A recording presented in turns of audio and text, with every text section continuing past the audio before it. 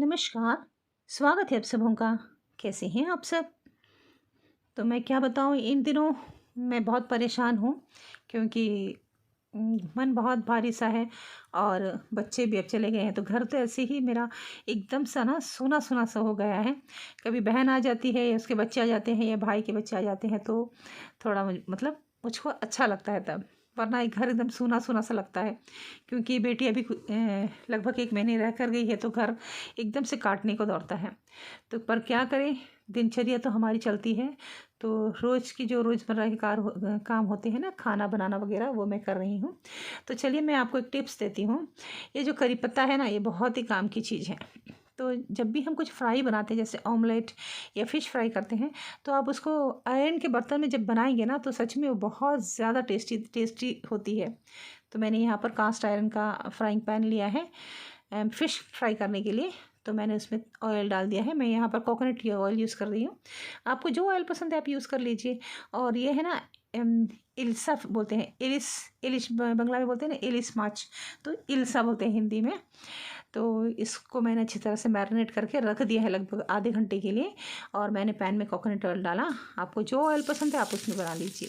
पर उसमें क्या होता है, आप थोड़ी सी करी पत्तों का अगर डालेंगे ना तो इससे इसका टेस्ट जो है इन्हांस हो जाता है और इतनी बढ़िया खुशबू आती है ना कि मैं आपको बता नहीं सकती फ़िश फ्राई की। क्योंकि जब फ़िश फ्राई होती है ना तो जब रोड से जब लोग जाते हैं ना मेरे घर के सामने से, तो अगर आस पड़ोस के होते हैं तो देखते हैं तो बोलते हैं, मछली फ्राई हो रही है क्या, फ़िश फ्राई बन रही है, पूछते हैं।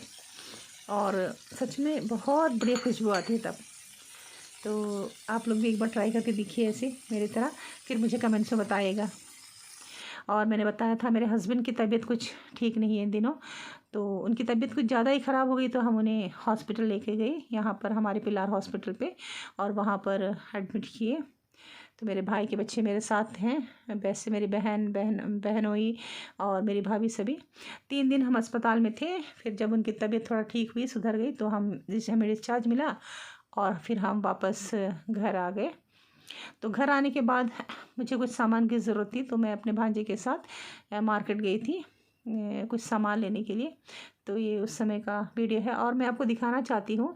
ये जो रास्ता है ना, ये जंगली घाट का, यहाँ से जब हम जाते हैं तो देखिए आप इस घर को देखिए। ये जो घर दिख रहा है ना आपको, यहाँ पर साइड पे दिखेगा, यहाँ पर हम किराए पे रहते थे। वो देखिए, ये जो वाइट वाला जो घर दिख रहा है ना, ब्लू और वाइट, उसमें हम रहते थे। और ये देखिए शाम के वक्त हमारे यहाँ पर ब्लर की ट्रैफिक। और ये दूसरे दिन की वीडियो है। तो मैं हस्बैंड डायबिटिक है तो उनको मैं डायबिटिक चिल्ला बना रही हूँ। इसमें ज्वार का पाउडर है, ज्वार को मैंने पाउडर कराया था, ज्वार और थोड़े से काबुली चने, सफ़ेद वाले चने, और थोड़े मेथी, और थोड़े से जो नॉर्मल आटा होता है ना उसको मैंने इसमें मिक्स किया है।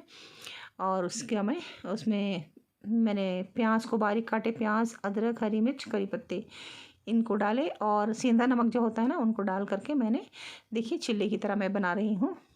तो इसी को हम आज के नाश्ते में हम दोनों हस्बैंड वाइफ इसी को हम खाएंगे। वैसे ठीक है, बीमारी के वक्त तो खाना ही पड़ता है। तो टेस्ट भी अच्छी लगती है इसकी मिर्च मुझे। तो बिना ऑयल का ये देखिए मैं जैसे बना रही हूँ इसको। तो इस तरह से हमारा देखिए बन गया चिल्ला। बहुत ही टेस्टी लगता है वैसे खाने में। तो हस्बैंड को मीठा वगैरह बहुत चीज़ की मनाही भी है, तो ये बहुत अच्छी है। फिर भाभी सुबह के वक्त नाश्ते के बाद भाभी आ गई थी तो फिर हमने 12 बजे का लंच हम दोनों ने मिलकर बनाया। तो थोड़े से दाल थे और मीन पीरा बोलते हैं ना, तारी मच्छी को हम थोड़ा ड्राई टाइप में तोरन बोलते हैं, छोटे पीस में काट करके उसको हम बनाते हैं, बहुत टेस्टी होती है। और करेला करेला है ना, करेले की सब्ज़ी बनाई थी थोड़ी सी बस। और थोड़े से मैंने गोभी 65 बना लिए थे क्योंकि भाई का बेटा भी था, उसको बहुत पसंद है ये, तो मैंने बना लिया था। तो मैंने उनसे कहा कि आप बैठो, मैं थोड़ी वीडियो ले लेती हूँ, फिर मैं बैठती हूँ। तो लोग बार बार मुझको आ जाओ बुला रहे थे खाने के लिए। तो अगर आप लोगों को ना मेरा वीडियो अच्छा लगता है तो ज़रूर मुझे सब्सक्राइब कीजिए और कमेंट्स में आप मुझे बताइएगा। क्योंकि अगर आप मुझे सब्सक्राइब करेंगे, कमेंट्स में बताएंगे, तो क्या होता है, इससे मेरा मनोबल बढ़ता है और मुझे और भी वीडियो डालने में उत्साहित होती हूँ, बहुत सारा उत्साह मिलता है। तो आप लोगों का सपोर्ट मुझे बहुत ज़रूरी है। तो फिर शाम के वक्त फिर भाभी जो है रोटी बनाने में लग गई, क्योंकि भाभी अगर पास ही है, 5 मिनट की दूरी पर है, गाड़ी पे बाइक में जाते हैं। तो आप सबों का शुक्रिया, आप सबों का धन्यवाद। वीडियो अच्छा लगे तो ज़रूर लाइक करना। धन्यवाद।